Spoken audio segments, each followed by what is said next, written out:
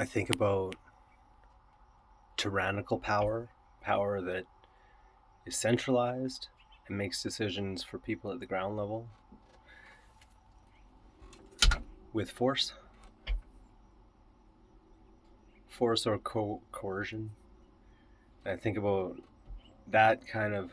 I hate the word power in like politics.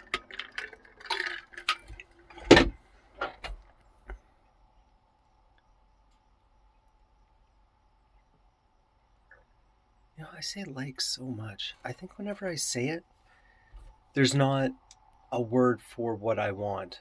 So when I said like politics, I mean, there's a very specific part about it that I'm thinking about. It doesn't have a word. Is that how come I use the word like so much? It's a filler word. It's a filler word. That kind of power, I think whenever you talk about power, you think about military power and through the power of how to direct business and how government operates. And when it's forceful power, power is also to create, and that's much more elusive. And it really, the best case for that to happen is under a lot of freedom, a lot of trust within society. Maybe some freedoms curbed. I don't know, little things. I mean, how free is drunk driving? Like, that's not a free thing to do. That's negative on society. So, free things that aren't hurtful to society. Yeah.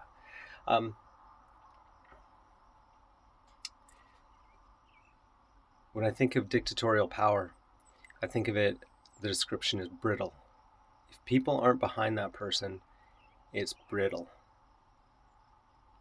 And the flip side to that is when you have a really trusting society.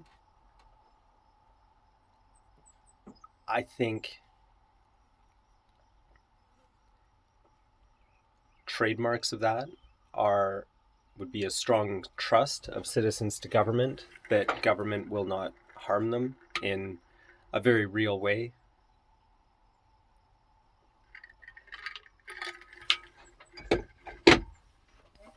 That could be economical or physical. And that you're allowed to do what you want if it's not hurting somebody or something. I mean, that's a can of worms right there. But that, I think that's a good guideline. That's a good place to start. Boy, you could get in the detail in that one. Um,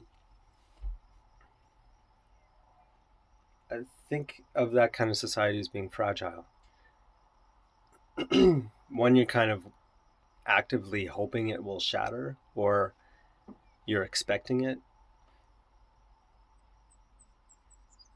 It's kind of inevitable.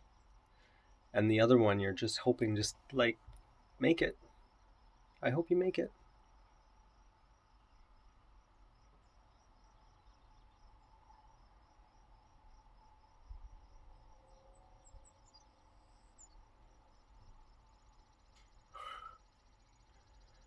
Oh, man.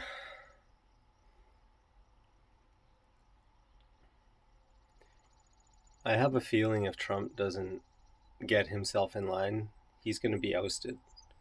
It's going to be, there's going to be some minor removing of tyranny from the Oval Office. I just have that feeling. And I think it's going to be unanimous. It'll be,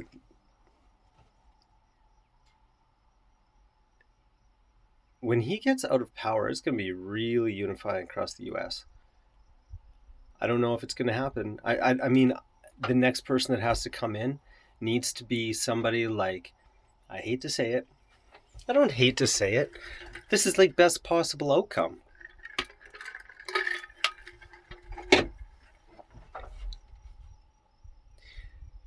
I like Pierre Polyev. That was my armrest. And I voted for him. And I also am not regretful. I'm also I'm also happy with the outcome. Uh, Pierre, I saw him speak in town a few years ago, and I agree with everything that he says.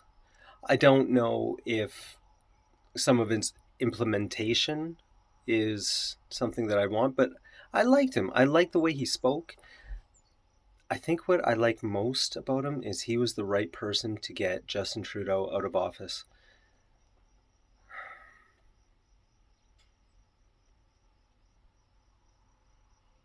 Trudeau is a person with. He's a very frustrating person. And I am so glad that he's not. I I so much more enjoy him as just a regular citizen. I wish him no ill will. But I am so glad that, and I think it was Pierre that helped to get him out. Oh, definitely. I really like how Mark Carney speaks. I love the Canada is a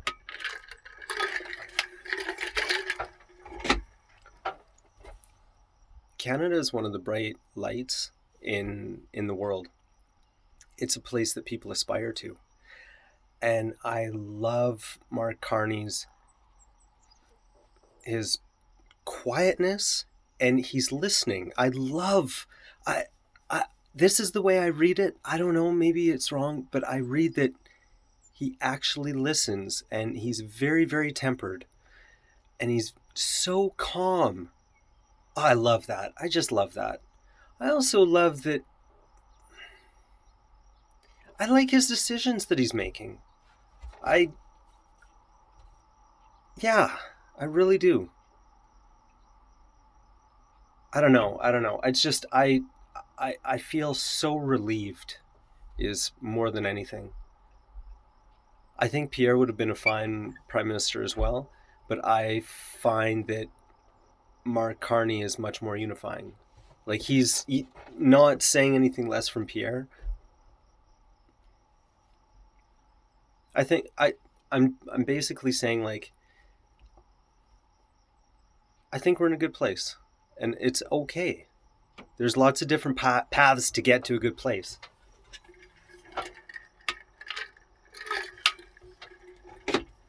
A couple of coworkers a couple of days ago were talking about the Alberta referendum. They're both Albertans, and I could hear in their voices that they wanted to separate their voices and their words. You know, it's a lot of talk. It's a lot of talk. People talk, and people are allowed to vent. People are allowed to be angry.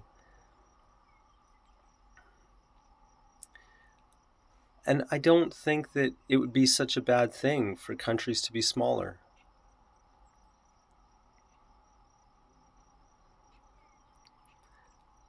It wouldn't be such a terrible thing for Canada to be more like the EU, where there's a very light,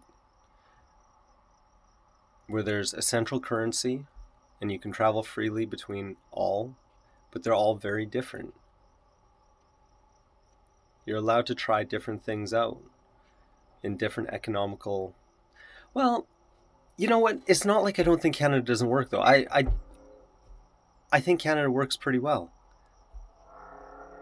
I also think this country's better with Alberta in it.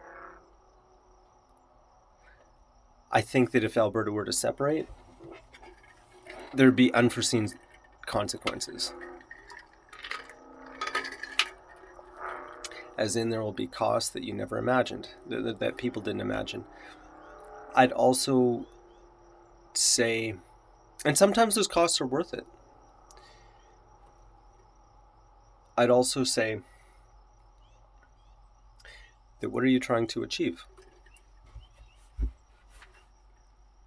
I think some of the costs that people might not see is that it might not make it easier to do business with Alberta. It might make it like for free trade happening over the borders and tourism, might make it very difficult to do things between provincial borders. I don't know.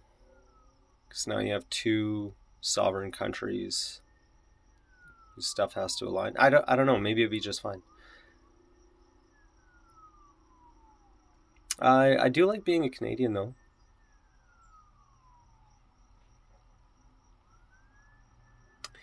Yeah, I think what goals are you trying to what are you trying to do? And is this going to be an effective way of getting those? Because it is an awfully large experiment. Be one that would probably be difficult to undo. I don't know. It sounds really expensive the way our legal system is. It sounds really expensive.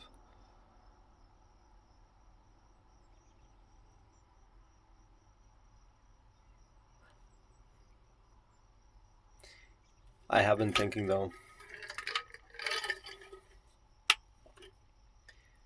that maybe it would be better if the states broke up into something more like the EU.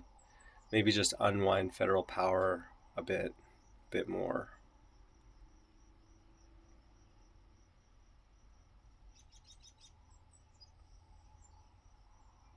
I don't know. I'm getting the feeling that Trump definitely wants to be king of the world. I didn't have that feeling before. I guess because I can't empathize with a feeling like that. Like he's just 80s uh, impersonated. I can't think of the friggin' word. Insomnia? It doesn't matter. I'm really stalling because I got to go and do some work, and I feel like I need a little break.